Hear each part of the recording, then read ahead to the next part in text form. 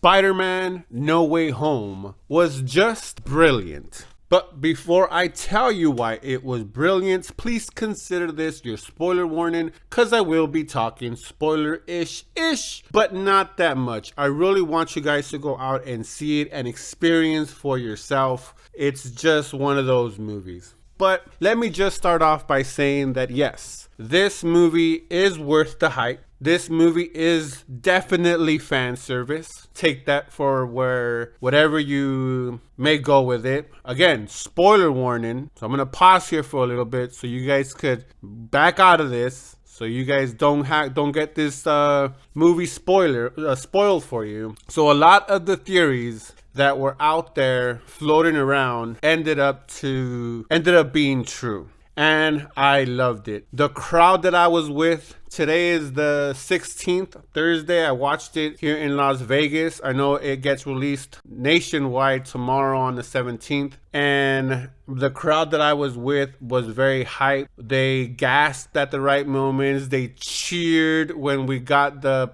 two payoffs that we all know, kind of knew, even though they were trying to subdue our expectations. But they cheered, they cried. It was just a perfect crowd. And I think it's because we have 20 plus years of Spider-Man emotions, whether you... And I'm probably saying that spoils it, but I try to warn you guys. We got since the 2000s to 2021 of who's the best Spider-Man. Who was it Tobey Maguire? Was it Andrew Garfield? Is it Tom Holland? And to be able to finally see something on screen to that effect was pretty dope to see. And it definitely hit so much on the nostalgia of it all. And I'm grateful to be able to have seen it. I know that's a little bit sappy, and I'm sorry for anybody that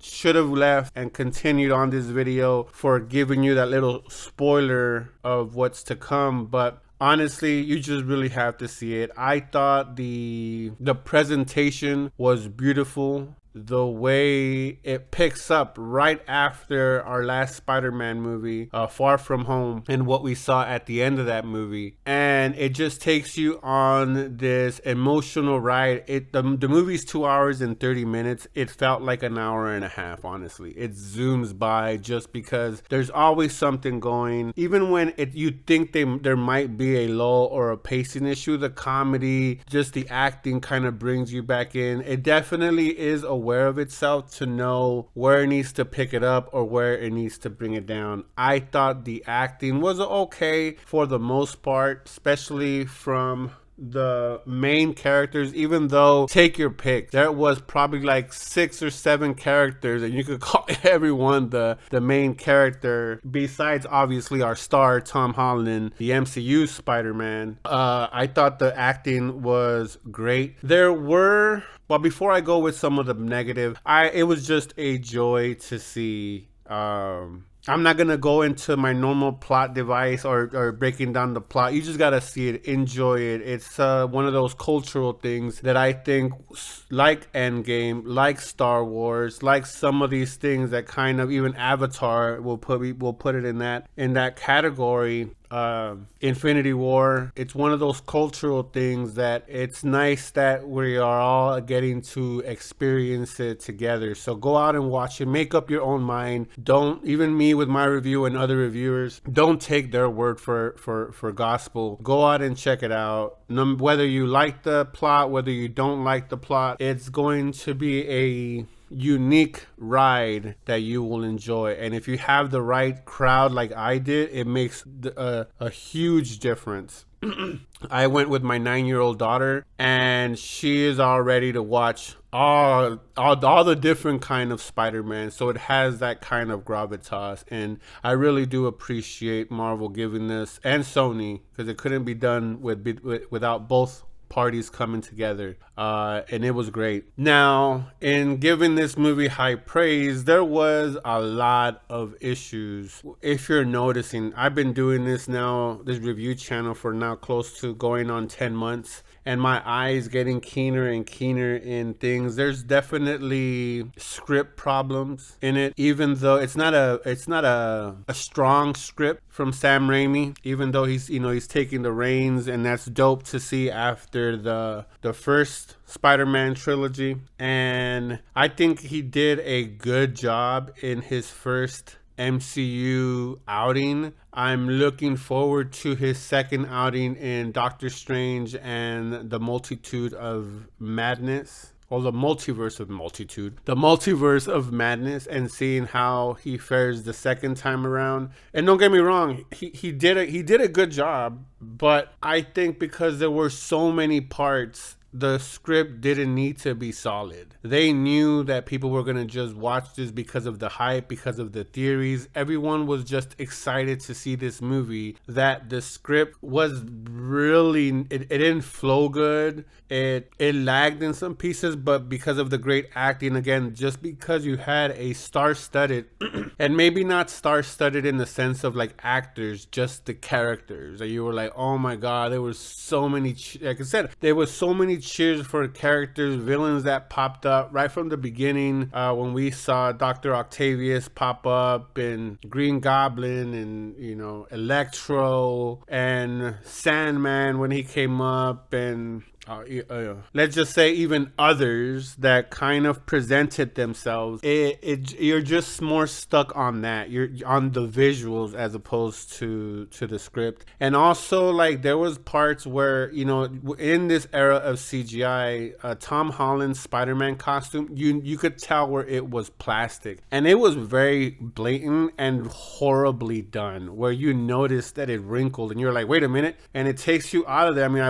you're watching in the cinema. Maybe if you're watching it on TV, it'll maybe pass. I'll have to wait till I see it on Disney Plus when they do that. But on the big screen, you could definitely tell it was plastic. Now, I know people are gonna probably not like what I'm about to say, but the fact that we have 20 years from the original Spider-Man, I get it. 20 years is 20 years, right? 21 years since he did Spider-Man, but Tobey Maguire looked really old, super skinny. You could tell he did not want to work. He did not work out for this role, and it looked every inch of it. And that's what 20 years does to you. I mean, you don't look the same as he did. Andrew Garfield, I thought, did great. He looked exactly like I remember him, and he was the first Spider-Man that popped up.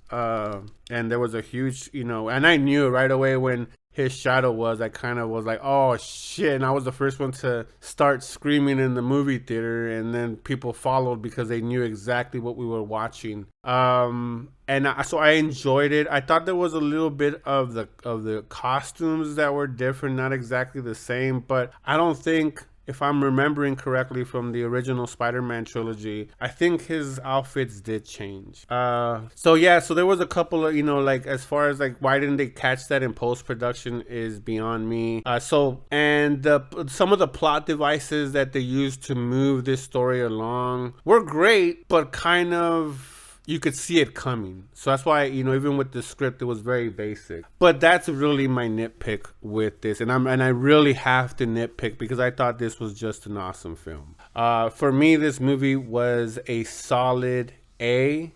I don't know, no movies without sin, and this movie